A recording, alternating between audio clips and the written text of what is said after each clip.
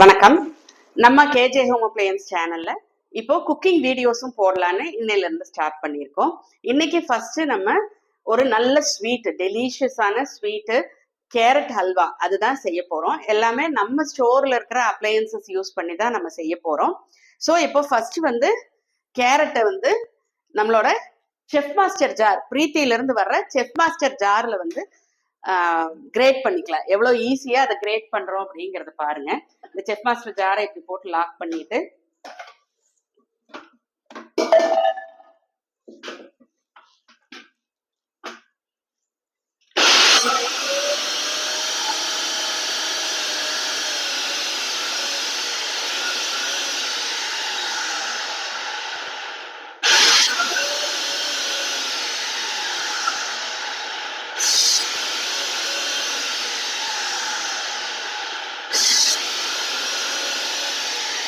இப்போ இந்த carrot great பண்ணது ஒரு கப்பு வச்சிருக்கோம்.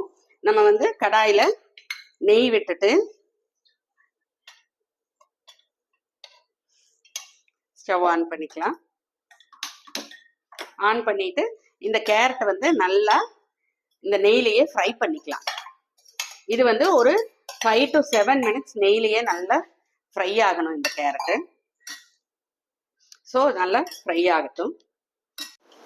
இப்போ இந்த கேரட் நல்லா நெய்ல வறுவிட்டுருச்சு. இதுக்கு ஒரு கப் கேரட் எடுத்ததுக்கு அரை கப் பால் நான் இதுல ஊத்துறேன். இப்போ இந்த பால்லயே இன்னும் அந்த கேரட் இந்த பாலெல்லாம் அப்சர்வ் பண்ணி இன்னும் நல்லா குக் ஆகணும். நல்லா அந்த பால் கெட்டி ஆயிரணும். அந்த அளவுக்கு இது குக் ஆகணும்.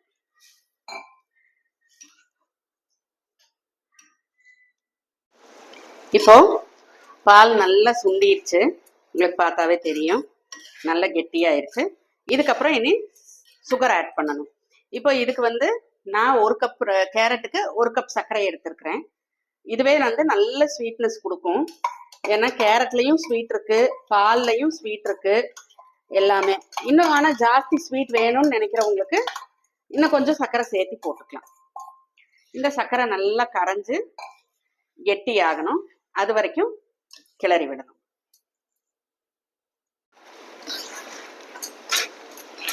எவ்வளவு நல்ல சர்க்கரை கரைஞ்சிருச்சு. கலர் பாருங்க எவ்வளோ அட்ராக்டிவா, நல்ல டெலிஷியஸான ஒரு ஆரஞ்சு கலர்ல எப்படி இருக்குது பாருங்க. நல்லா பார்த்தாவே நமக்கு டெம்ட் ஆகிற மாதிரி. இந்த சர்க்கரை நல்ல கெட்டி ஆயிடுச்சுன்னா நம்மளோட ஹல்வா ரெடி.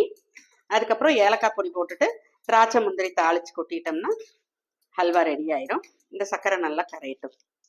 எவ்வளோ சூப்பரா நல்லா கெட்டியா ரெடி ஆயிடுச்சு பாருங்க ஹல்வா. இதுக்கப்புறம் இதுல வறுத்து வச்ச திராட்சை, முந்திரி, பாதாம் இதெல்லாம் போட்டுக்கணும். நெய்ல வறுத்து வச்சது. அப்புறம் ஏலக்காய் பொடி.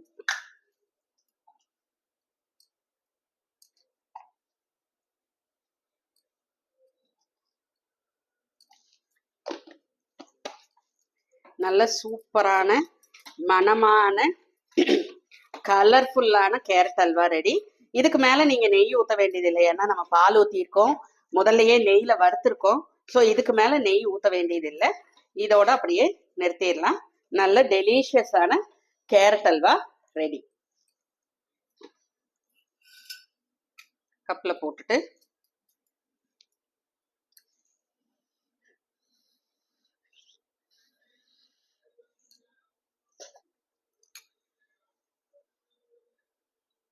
நல்லா சூப்பரா ஸ்வீட்டா அப்படியே கரையிற மாதிரி கேரட் வெந்து கேரட் அல்வா ரெடியா இருக்கு. சூப்பரா வந்திருக்கு. நீங்களும் ட்ரை பண்ணி பார்த்துட்டு உங்களோடத எப்படி வந்திருக்கு அப்படின்னு கமெண்ட்ஸ்ல சொல்லுங்க. Bye bye.